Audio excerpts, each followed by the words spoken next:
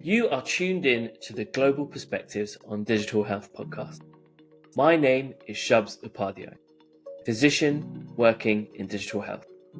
I'm keen to learn more about the issues, challenges, and successes where digital health can have a real impact for underserved communities around the world. If you're a founder, investor, donor, researcher, or are developing and implementing digital health anywhere in the world, and you're keen to break out of your bubble, join me as I speak to experts and innovators and get a truly global perspective on digital health.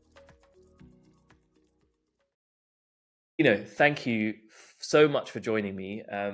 You've been tagged by Digital Square as one of the real great examples of innovators creating impact for underserved communities. Can you tell us, Dino, about your own journey and also kind of what got you to working with Audere and what Audere do? So thanks very much for having me today. It's a great pleasure. My background is in emergency medicine and public health. I've worked as an implementer in the field, both in emergency departments and in government and public health facilities for the bulk of my career. And in both settings, I came across challenges that have stayed with me my whole career. Some of those have included very busy, overcrowded hospitals and outpatient departments, with patients coming and spending entire days waiting to get 5 minutes with a nurse or doctor.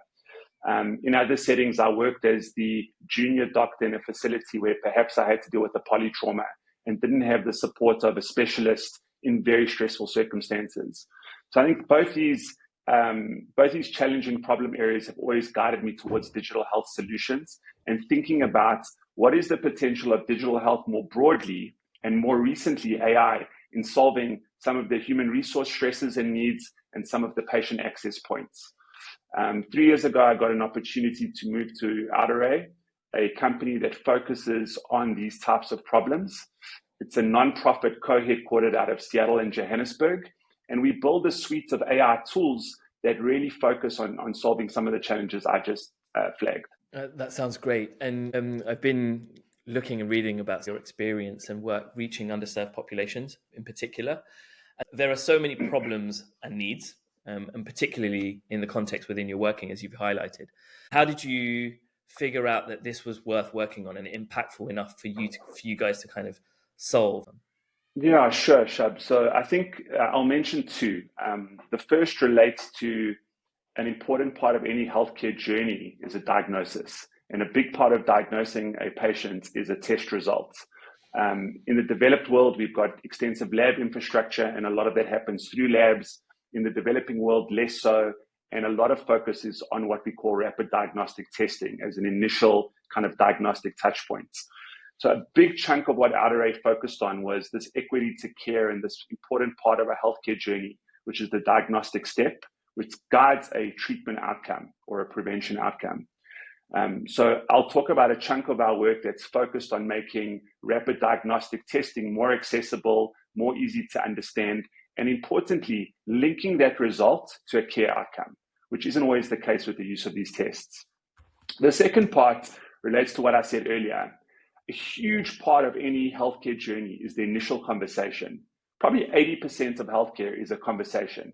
It's the history taking, it's the instructions around medication use once a diagnosis has been made, it's the triage of a patient, and the more recent potential shown by language models in general to supplement this conversation within a healthcare setting and produce both efficiencies and limit patient frustration is huge. So we've delved into both these two key areas. We use computer vision, AI, and digital use instructions to bring rapid testing closer to patients and closer to communities.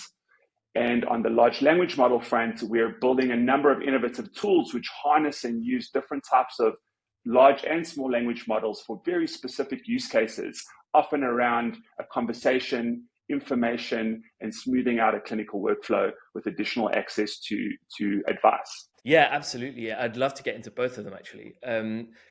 So I'd love to start with the first one. So you mentioned this the use case around using computer vision to facilitate the reliability of results and enabling people to do these tests in the comfort of their own home, right?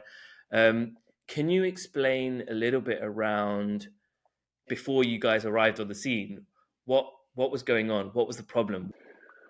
So I think one of the earlier forms of self-testing related to HIV self-testing, which has been quite topical since about 2018, I think, when the first self-tests emerged. And I think within the HIV space, there was a need to take testing which was stigmatized and put it into the household, or give patients the agency to test when they felt comfortable and to disclose and understand their results at their own pace.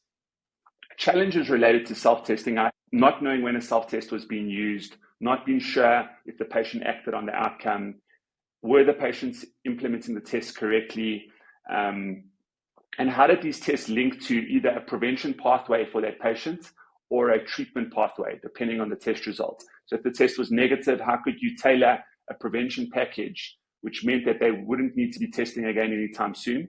Or if it was positive, how did you make sure they linked to care, which was a crucial step? So just as one easy example, people that are at risk of acquiring HIV can take a tablet once a day called PrEP. This significantly lowers their risk of becoming HIV positive, even during high-risk encounters.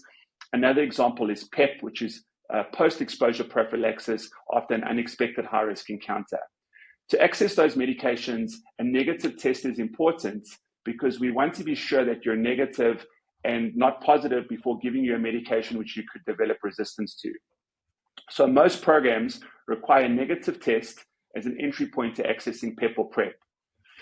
That test is traditionally needed to be done with a healthcare worker to confirm it.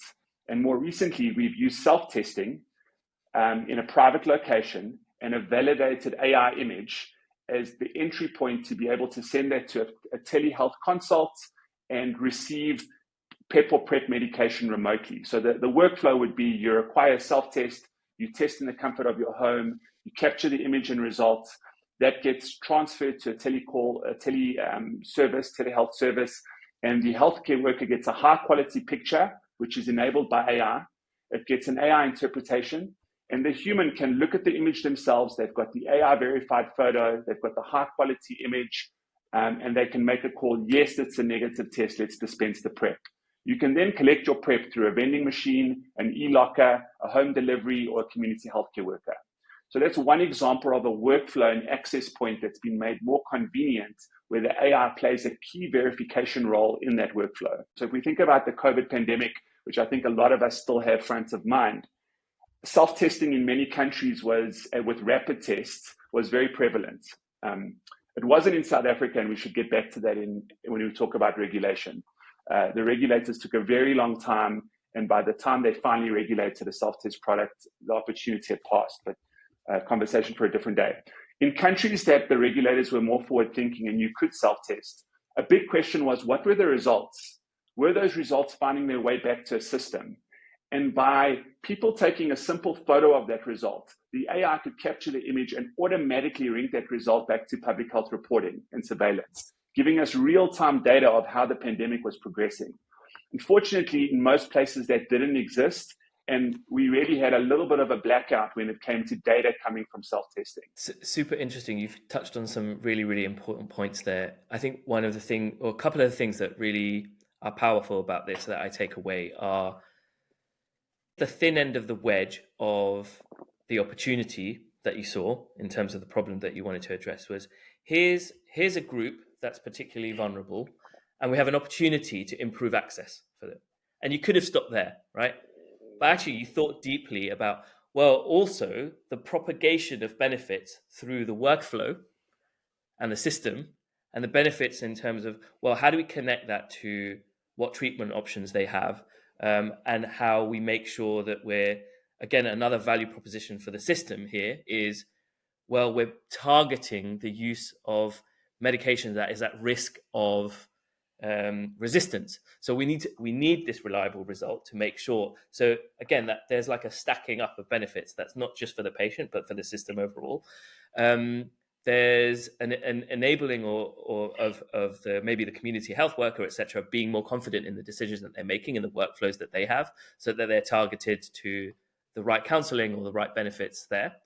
And then I think I really like this third part that you said, where you then connected it to the capturing of the data. So at a population health level and a public health level, you're able to understand what's going on, and your decision makers at that level are able to get insight. So for me, that's a really powerful example of, well, you have a benefit to a patient, but you can clearly see the benefit to people who are delivering healthcare and the system overall. So that's a really, really nice example of how you 100%. did that.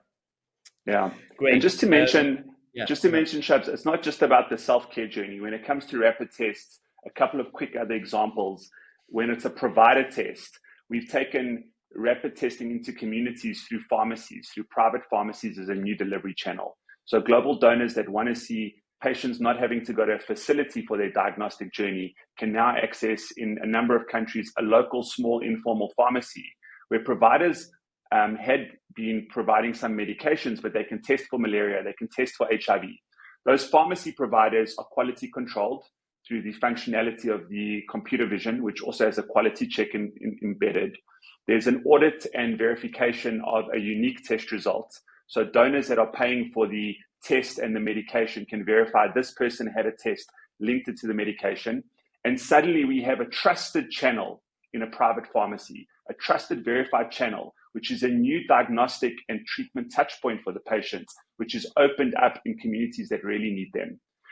So similarly with malaria and community healthcare workers, we can provide them with greater confidence in their testing abilities with digital instructions, a computer vision verified test result. And if there is an error, or if there is a problem with an interpretation, it flags it to the system to say this community health worker potentially needs some retraining, or they've got deteriorating eyesight.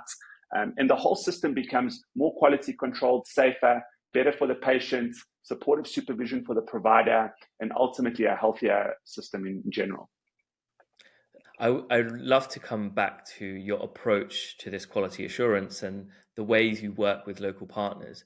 But just before I do that, you mentioned the more vulnerable communities and the communities that are underserved here and hard to reach.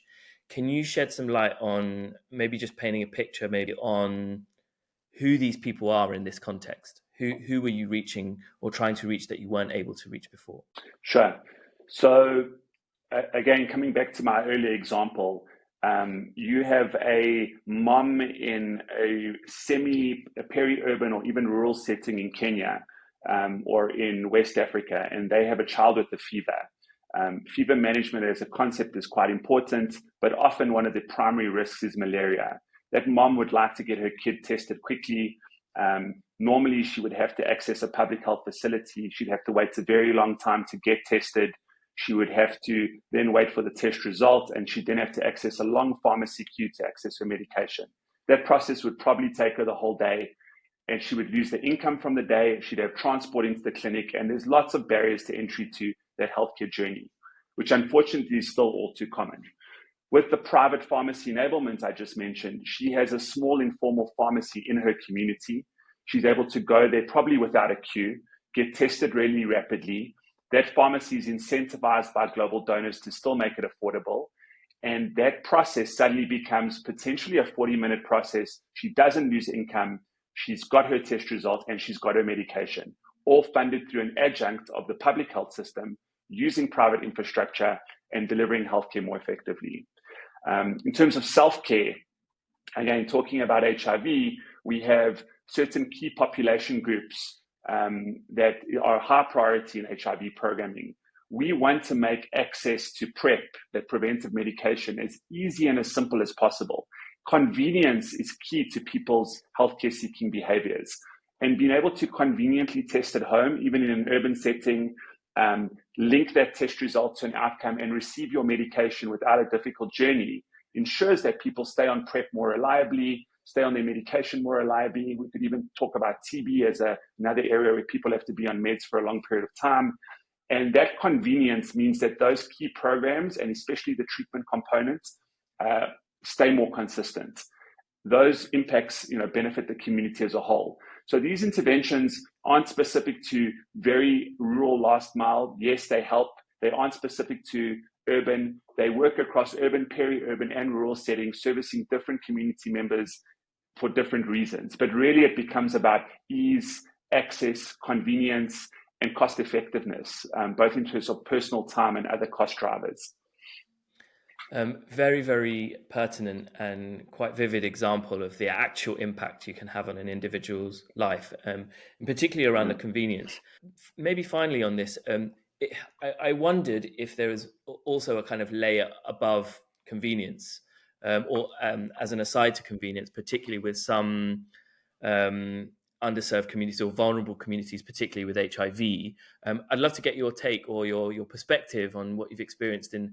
Are there, particularly, I mean, I read one of the media articles that were associated with the HIV populations that you're trying to reach within South Africa. So transgender, queer, etc. Have you experienced that there was more uptake with this community because if it was able to be accessed at home or closer to where they were? Yes, so there's not just with our intervention, but with this notion of differentiated care, we're trying to tailor care journeys that are more appropriate to the individual's needs and convenience. And there's various ways of doing this. I mentioned e-lockers earlier. For patients that are HIV positive and on treatment, being able to collect your medication from an Amazon-styled e-locker with a code that you get sent every month instead of waiting in a queue at a pharmacy has proved very successful. Similarly with PEP and PrEP, the ability to access those easily with a remote test result and an AI-verified image is also becoming more pertinent. So there's a growing body of research that's showing that convenience is key to health-seeking behavior and consistency. Super interesting. I really like that. And the way you also understood what was happening on the ground to leverage local infrastructure and reach people through actually then delivering the actual medication that they need through local physical infrastructure. Lovely. Let's get into the quality assurance side of things and maybe some of your experiences working with the local partners, community health workers. You talked about the importance of making sure you had the reliability and I guess making sure that you trusted the AI and people trusted. And when I say people, I mean you trusted the process as the developers, the government or the health system or public health trusted that, and also the people using it trusted that. Can you talk about your approach to this and ensuring the AI that you were actually then deploying for this use case was doing what it said on the tin? Yeah, sure. I think this is a great segue into our other work with large language models. And at the moment, we're tailoring certain large language models and small language models too, just more for conversations, for targeted conversations. And we're starting again with the HIV space. And a huge part of a conversation using AI is, will someone trust it? Will they trust this as a conversational tool? Will they trust the information it gives back to us? Can it engage them in a way that they're familiar with? And this all starts with the design process. So we work with a lot of local partners to establish trust. It has to sound and feel like and be consistent. There's different pillars to trust. You need to be able to explain something. You need to be able to reproduce it. You need to be able to have empathy. You need to make sure there's no bias. These are key pillars of establishing trust. And in our design process related to how our AI leverages the language model tools, we include users from the very beginning. It's not just about the users, it's also about how we build our data sets, which are built in country and locally, how we augment those data sets, and we can go into that, how we label products locally, both for our computer vision and for our conversations.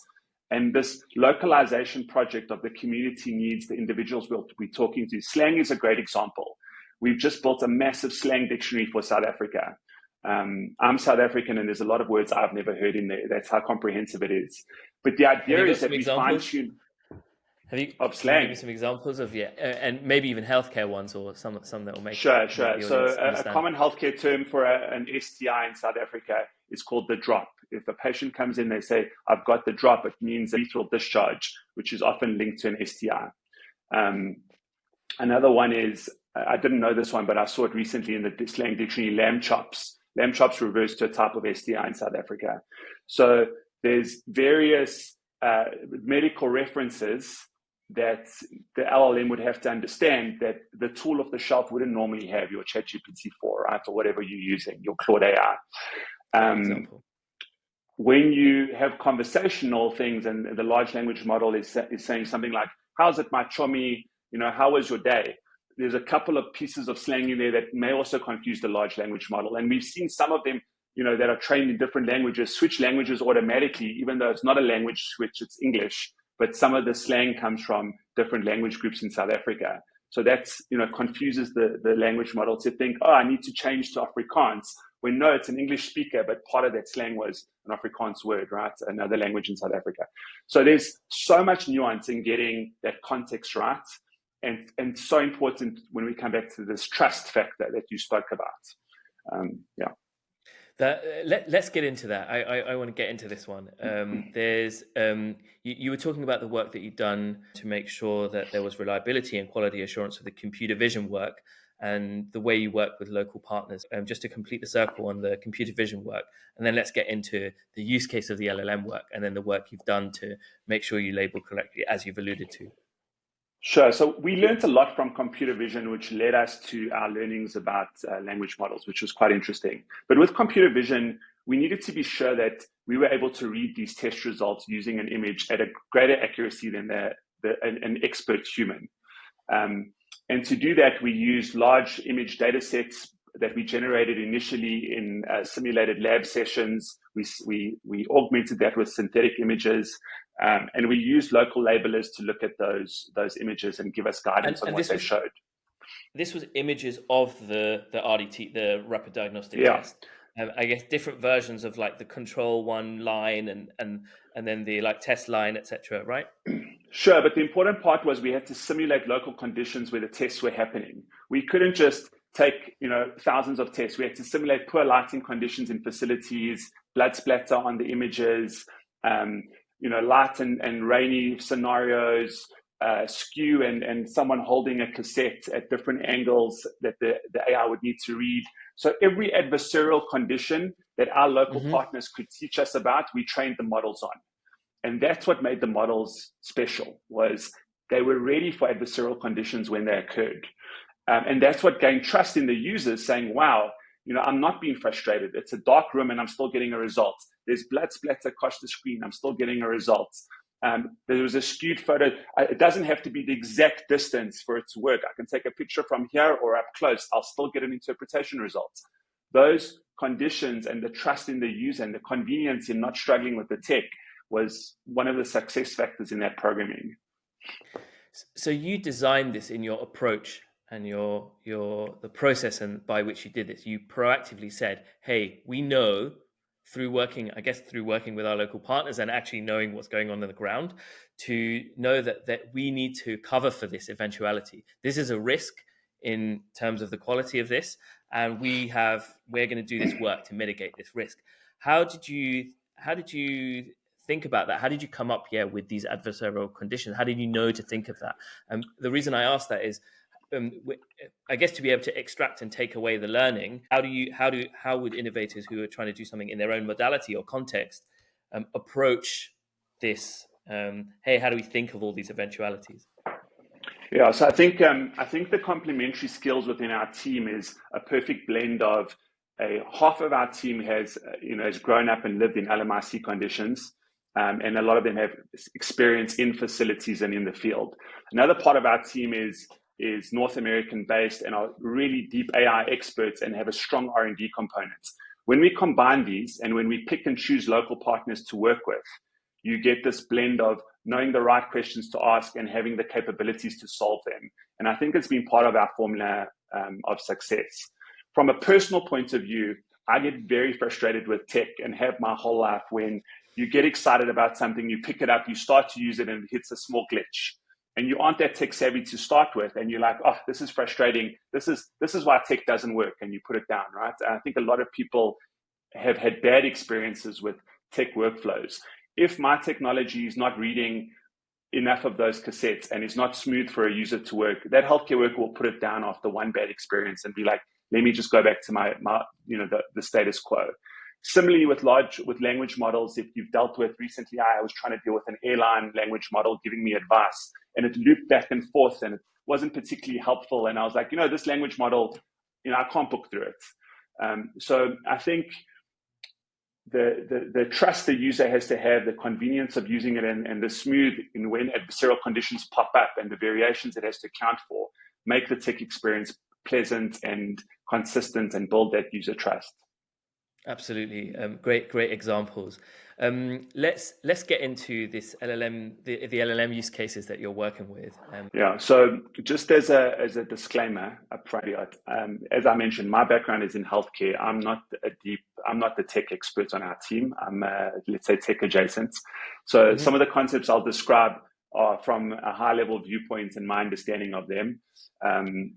But yeah, I think my tech team's done a good job of upskilling me in understanding some of these concepts and how they relate to our work. So I think the two big parts of the trust related to large language model, and it's both donors trusting investments in it and people using it, is the models have to get the how of what they respond to correct, so the accuracy. So you could think about this as the clinical accuracy, right? If I'm a healthcare worker and I'm using this tool to help guide my workflow, and I need to check in with it on a piece of advice because, I remember part of the textbook, but there was a step I forgot. What should the dose be? Or I need to have trust that it's going to get the how right when I ask it a clinical question. The second part of it that is a bit harder and that our team work very deeply on is the what, or the viability and how messages are communicated. The how. So the what has to be right in terms of the accuracy, and the how things are communicated in terms of the context needs to be accurate. That comes back to the example we spoke about in terms of slang and language.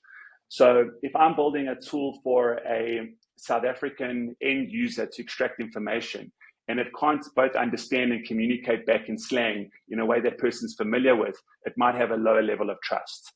I need the human to trust the language model, because through my prompt engineering, I'm trying to guide the human towards, as an example, a better understanding of their own personal risk. It could be related to HIV, it could be related to a non-communicable disease. But once they're trusting the tool, I can prompt engineer certain nudges that, again, they're trusting, which is guiding them towards a risk internalization of their health risk. Once we understand our health risk, we're more likely to reach out and seek advice or behavior, right, or assistance. So I think the crux of the engineering work is understanding that language models are tools; they aren't end products, and we have to understand what these tools can do and what they do well and where they have limitations, and supplement them through smart, innovative engineering efforts to have productized, reliable products in the field that can gain and maintain user trust. That makes a lot of sense. As part of the trust, you needed to build a local slang dictionary. And so were you using that to augment the model that was already being used, and then being able to give it the ability to access that source of information to then draw from in the interaction? Yeah. Correct. So both when it comes to the clinical accuracy and the what of something, we look at, grounding this in data sets that are specific to the use case, using RAG as a methodology to fine tune. And with the how part and the local context, we again build specific data sets to the use context. We augment those additional data sets all the time. And with AI, everything is about the data, the quality of data, and those data sets make that end product or that tool, turn that tool into an end product that's so much more refined and so much, more accurate. And I think when we come to challenges later, when we speak to donors out there and investors, I think this is one of the parts I battle with, where you can build a chatbot, a so-called chatbot, for $30,000, or even just at home by giving something a persona and doing some prompt engineering. Or you can put $100 million into it. And the difference in that span is significant. And I'm not sure we have enough people that are understanding the differences in terms of what the outputs at the end will be and how things will function. And the nuance in getting these tools into high quality products comes within that spectrum of investment. So often we'll produce something and we'll get compared to something else. And, this chatbot cost, $100,000. Why did you need X amount? And we're trying to get people to understand some of these nuances and why building those data sets is important, the clinical grounding and other guidelines. how you can use and pull in different language models in one funnel or workflow and use different ones for their strengths and weaknesses within a conversation to make that chatbot even better. And then, of course, in the work we do, we pull in computer vision as part of our workflow, and we have predictive, we don't do the predictive analytics ourselves, but we have key partners we pull in. So within an experience, you've got the conversation, you've got the eyes. We're looking at pulling in acoustics where you can listen to a cough, for example, through the speaker. With partners that specialize in that, you've got the eyes, the ears, and then you've got the brain, which is analyzing that whole workflow and feeding back nudges that are specific and tailored to that user. And I think that's the dream. That sounds so pertinent and so important. And you mentioned this thing around the nuance. And just for there's quite a broad audience. So you mentioned RAG. So this is retrieval augmented generator, right? And essentially what this does, and you might be able to describe it better than me, but it's drawing, instead of drawing from like all of the information on the internet, it's being instructed to draw from specific sources of information that you might have pre-vetted or pre-protected as a reliable source of information to then draw from. So I think the idea, at least, is that you reduce the chances of contextual noise and things that are inappropriate for that context, or hallucinations, etc. Would that be a good description? Yeah, that's 100% spot on. I think language models that we work with do very well generally, but when you need them to get to 99% accuracy on a specific ask, you want to guide them to specific data sets to draw on first, and that's what you've spoken about. And this is, to me, there's this broader thing that plays out. We've touched on this in a previous episode with Professor Alex from Brazil, of the trade-off or the balance in thinking between, if you invest, as you said, in making something super relevant for a specific context and a specific use case and a specific workflow. And then there's also a need from health systems and society in general to think about, well, also, how are these generalizable to other contexts? And so do you have any experience, or how do you think about making sure that, yes, absolutely, we need to be completely effective and perform well and be useful and create value for the specific context and use case that we're in? But then also, how do we make this, like, how do we take this technology that you're and this LLM to maybe you'll also be deployed in a different part of South Africa or a different part of Africa or Asia where the slang is different, or etc. Like, what are your thoughts about this? That's $1 million question. I think we're learning more about that all the time. I don't think it's an easy one to solve. I think there's components that are transferable, and you use those transferable components. But I think the quality of the fine-tuning and nuance of every specific context and use case, I'm not sure we can get away from right now in terms of needing to do the hard yards on those. So as part of our work with HIV, it's one of the areas we're exploring and trying to learn about for the global health community and translate those learnings into doing better. But I think it's early days on that front. Yeah. And I wanted to complete another circle on, we mentioned this rapid diagnostic test use case as well, with computer vision for within HIV. You mentioned malaria as well.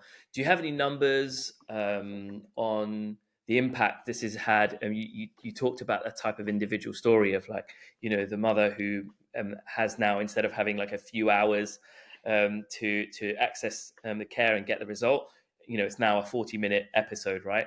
Do you have any bigger data or impact on a population level and the benefits that you're seeing from this implementation? Yeah, I think our big impact play is we do have our own app platform that we use in certain research settings. But really what we've done is we've tried to build this toolkit of AI components, and we've been really particular about how those would integrate. And we have different integration options, API options, SDKs. And we go to front-end platforms that are already scaled in the field. They could be community healthcare worker tools. They could be EMRs that are facility-facing. And we say to them, not everyone needs to go away and figure this out, especially in the global health community. We're well-funded. We are trying to figure out the hard AI problems for your platforms, and we want to provide these for you at the lowest possible cost as a nonprofit to be able to scale them. So you don't need to figure out your own language model journey. We're gonna figure it out for you. We're gonna give you those capabilities, and we're gonna scale them through your platform in Ethiopia, Nigeria, Rwanda, wherever the scaled platform is, and that way augment the impact and kind of amplify it. The same with our computer vision models. The Gates Foundation and other donors have funded our computer vision models, and recently a foundation model, which can read almost every rapid diagnostic test cassette that's rectangular with a very high percentage. We're not having to create new algorithms all the time. The idea is we want to maintain that data set as an AI functionality, a global good, and give it to anyone who needs it to integrate it. So we're not all recreating the same wheel over and over. We're offering a service function for LMIC and global good that can access computer vision, the large language models, the best in breed of predictive analytics, the best in breed of acoustic AI, and say that CHW app that used to basically be an EMR is now a multifunctional AI partner to the community healthcare worker. And the scale is unlimited when you think about it that way, and impact. Are you able to share the outcomes that's reached? Like, so for example, how many people were you able to reach with this? Has it improved adherence to therapy? Has it reduced the amount of new infections, etc.? Any data on that? Yeah, for sure. So I think our biggest program has been in Kenya, where we've worked with a very large online pharmacy to access PEP and PrEP. And we're presenting a bunch of this data at the IAS HIV conference this year. But we've reached thousands of people with this technology already. We've definitely seen improved PrEP cycles with more convenient PrEP access. We've seen people accessing PEP much more frequently and with far more ease. And I think we've also seen for the pharmacy provider itself, cost savings and economies that are provided with this remote model. So the early indicators are all really good. In South Africa, we ran a project with the Aurum Institute and key POPs groups. That project's funding ended a little sooner than we would have liked, but we're looking at how to recreate it. Also, initial signs were really positive.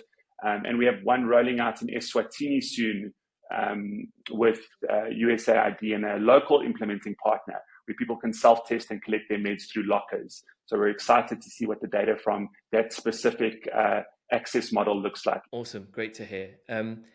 I think this is also a good segue, maybe into the kind of final bit before we go into your recommendations. You mentioned a couple of things, cost savings, etc. And in high income settings, you might have data on baseline costings of the standard of care, right? And you use these as assumptions for economic modeling that you might do to say, hey, we could have this impact, and then you can then observe that. In particular, the reason to do that is you need to prove the return on investment, particularly thinking about the cost savings that you're making. What's your experience on this? What have been your challenges to prove some of the ROI of the work that you've been doing? So I think this is the single biggest area where we face challenges for a variety of reasons. We have published and have a lot of research on showing the quality of the AI, the accuracy of the AI, the user uptake, feasibility. But when it comes to cost effectiveness studies, modeling, data, we haven't been well funded to do that yet. And as you mentioned, there's certain key components within the system that are often missing, which makes modeling even difficult. So I'll give you a very tangible example. Mm-hmm. Our computer vision models, when we think of like how to supply these into the marketplace, there's an operating cost to running the computer vision service, right? There was a cost to develop the algorithms initially, the R&D, but we also want to make sure it's cost effective.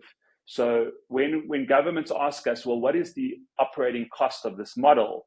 We need to give a figure that is cost effective to the government, and at the same time, we need to give a figure that eventually at scale is cost recovery focused for sustainability reasons. Even as a non-profit, you have expenses you need to cover, right? So that balance, and then what is scale? So do you start off, if you charge too much at the beginning, uptake will be slow. If you charge too little, it takes you too long to get to scale. And what does sustainability look like? And does your runway shorten? So it's been a really difficult one when we superimpose organizational sustainability, the cost of a service like computer vision, the initial uptake as the use case takes hold, and needing to balance that value to the ecosystem. I'll give you one other good example related to this is we've been asked to build a tool related to supporting trainings. There's a huge training cost in retraining healthcare workers every time a new test is introduced. With computer vision and a digital tool, you can run a virtual training, virtual modules, and you can supervise the first 100 tests of a new test, right? Think about this even for climate change and pandemic preparedness. A new threat hits, you've got a rapid test, but you need all your healthcare workers to know how to use it. How many drops? How long do you wait? Are you interpreting it correctly? You need to do that fast. You can't fly 10,000 healthcare workers in a rapid period of time to one spot. It costs a lot of money and it takes a lot of time. So could you have a virtual model with AI? It could be computer vision and an LLM that supplements that. The answer is yes, we can do it. The question is it cost effective? So what is the baseline cost of that training data? What is the cost of the technology? How do you compare them and how do you make that case to governments? Very hard to do and very hard to get the data components to do accurately. So I don't have a good answer for you. I think a lot of tech companies are trying to figure that out. I think especially if you're a nonprofit, you're trying to, stay true to that core mission and look at what cost recovery really means and offer this for free or for as cheap as possible. But you also need to stay sustainable, maintain the AI models, make sure they're tuned, check that they're working. And there's operating tech costs that go along with running the service, as I mentioned, that need to be covered. You've covered so much there that resonates. From my perspective, when we think about ROI and the return of investment, we're focusing on the financial benefits. And then we look at the other types of value, i.e. the clinical outcomes, the patient experience, the clinician experience. And sometimes we're trying very hard to model those with assumptions. And at least from my perspective, there's room for valuing those things as well. And so we're thinking about cost effectiveness, but we're also seeing the other value in the other benefits that you're delivering, right? And the question, the million dollar question is, how do we get governments in both high income and low middle income country settings to recognize this inherent value and say yes? And we still think, okay, you might be cost neutral, you might be, the cost effectiveness still plays a part, but we're raising the profile of these other value points for patients' access, etc. Which might not necessarily make something cheaper in the long run, but there is a benefit to it. Yeah, and I think for LMIC, that's when the philanthropic groups come in and they say, we'll fund evidence generation and learning. And we need to gather that data in a very specific way, in a reliable way that we can package and then present to governments and to other stakeholders to convince them of the value add, the health impact, let's call it, right? So I spoke about financial sustainability, but the ROI in terms of health impact could be an HIV infection averted. What is that worth to your system? What does that extrapolate to in terms of 5 years' time? Yeah. And so that's where we have really good modeling companies, but they still need support. They still need data. We still need the M&E frameworks as well as the research protocols that go with it to prove out some of those areas. Super valuable to get your take on that. Thank you. Yeah. Okay, Dino, I want to get into, we're kind of coming towards the end and wrapping up. What's your, top few recommendations to founders or people in this space who want to create impact for underserved populations in their context around the world and help those who need innovation the most?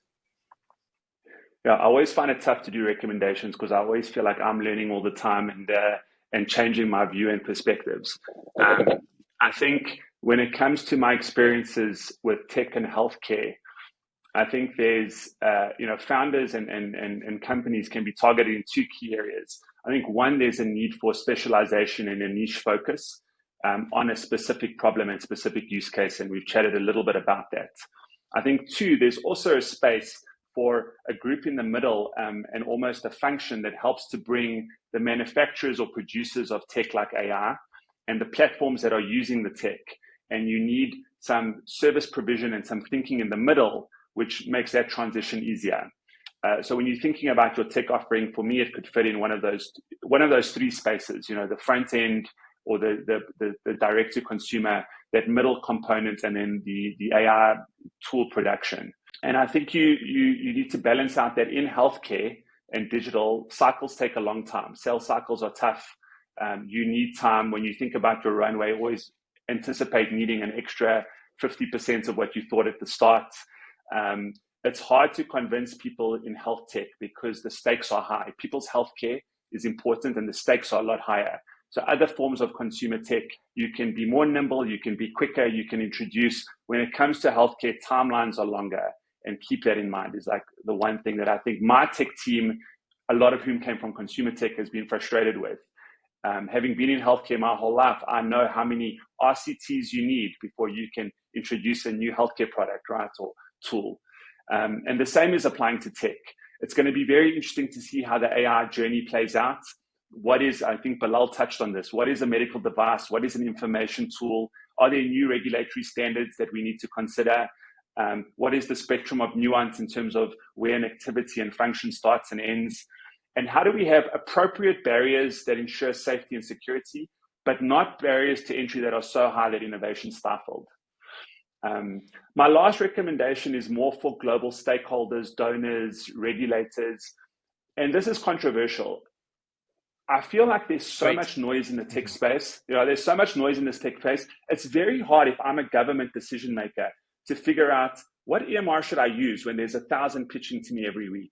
What chatbot works when I don't understand the nuance of tech? How does this integrate with my system?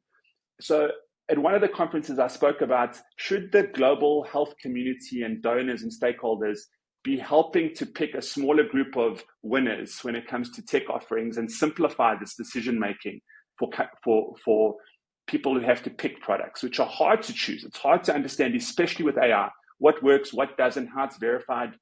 So on one hand, innovation is great and having a lot of options to choose for is good. On the other hand, when it comes to the tech world, part of me thinks it's really hard for decision makers. How do I assess technology quality when it's not really my job as a minister of health, for example? And how do we simplify that more as we go forward? Yeah, what do you feel is the vehicle? Because at least looking in the global perspective, there are a few potential vehicles for this to enable that decision making. Various initiatives in the WHO. There's various things in specific country settings as well.